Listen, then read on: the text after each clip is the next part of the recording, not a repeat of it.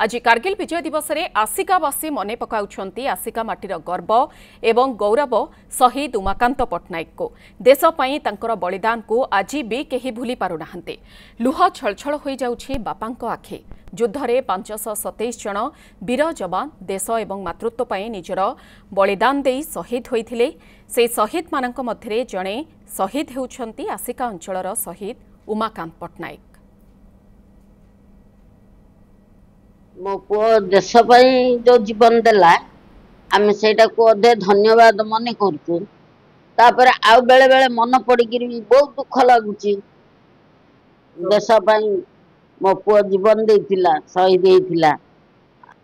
दुख लगिले भी छाती की पत्थर करिया पड़ुची गर्व अनुभव कर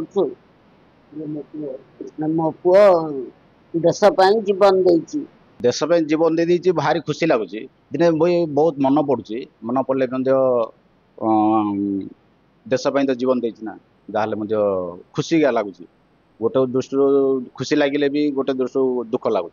मात्र बहु मात्रा खुशी लगुच घर जन गोटे देश जीवन दे दी देश जीवन दे बोले बहुत खुशी लगुच। मु कहि आसिका अंचल जो सरकार अच्छा आसिका अंचल सरकार बोले ऑफिस दफ्तर तहसीलदार